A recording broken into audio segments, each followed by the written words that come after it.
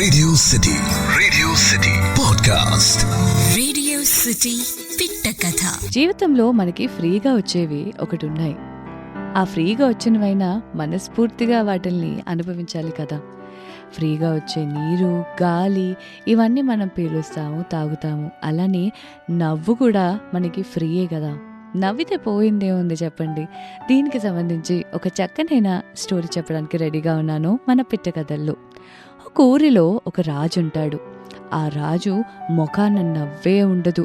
ఆయన మొహం చూసి ఊరిలో వాళ్ళందరూ వాళ్ళ సమస్యలు తీసుకెళ్ళినా కూడా సమస్యలు కాకుండా ఎలా ఉన్నారు అని క్షేమాలు అడిగి తిరిగి వచ్చేస్తారు.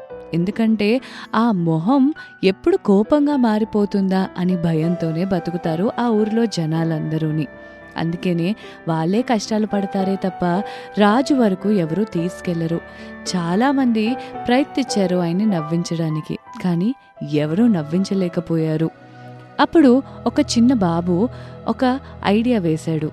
వాళ్ళ అమ్మా నాన్నలకి కొంచెం ఇబ్బందులు ఉన్నాయి, దాని పరిష్కారం రాజుగారే తీర్చగలుగుతారు అని చెప్పి ఐడియా వచ్చింది.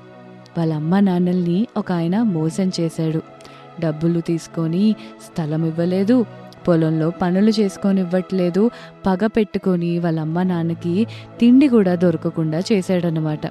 సో దానికి సమాధానం కోసం రాజుగారి దగ్గరికి వెళ్ళి మాట్లాడాలి అంటే ఆయన మొహం చూసి అబ్బాయి ఏం మాట్లాడలేకపోయి తిరిగి ఇంటికి వచ్చేశాడు. అప్పుడు ఆలోచన వచ్చింది. రాజుగారిని నవ్వించే శబదం చేస్తాను అని చెప్పి తన ఫ్రెండ్స్తో పాటు ఒక డ్రామా ప్లాన్ చేశాడు.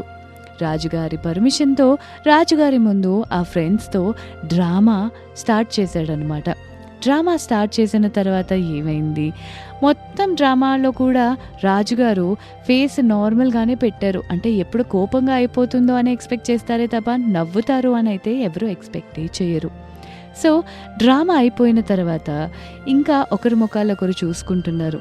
చూసుకొని సడన్గా ఒక అబ్బాయి బుర్రగోక్కుంటే హే సరిగా నించో అని అనేసరికి పట్టని కింద పడ్డాడు. ఆ పడిన సమయంలో రాజుగారు పకపక నవ్వడం మొదలుపెట్టారు. అది చూసిన సభలో వాళ్ళందరూ కూడా నవ్వడం మొదలుపెట్టారు. అందరూ నవ్వుకుంటూ కడుపుబ్బా సంతోషంగా ఉన్నారు. అప్పటి నుంచి రాజుగారికి ఓహో ఇలా జరిగితే నవ్వొస్తుంది, నవ్వితే మన సభ కూడా ఇంత కలకలాడుతుందా అని అనిపించి అప్పటి నుంచి ఆయన నవ్వుతూ ఊర్లో వాళ్ళని కూడా నవ్వుతూ ఉంచారనమాట రాజుగారు. చాలా చక్కనైన కథ విన్నారు కదా. అందుకనే అంటారు మన నవ్వితే అవతల వాళ్ళు కూడా మనల్ని చూసి నవ్వుతారన్నమాట. నమస్కారంకి ఇంకొక నమస్కారం ప్రతి నమస్కారం, అదే సంస్కారం. అందుకనే నవ్వండి, ఇంకొకరిని కూడా నవ్వించండి. ఇంకా అమేజింగ్ స్టోరీస్ కోసం keep listening to me only on Radio City 91.1. నేను మీ RJ Yogitha. Radio City podcast.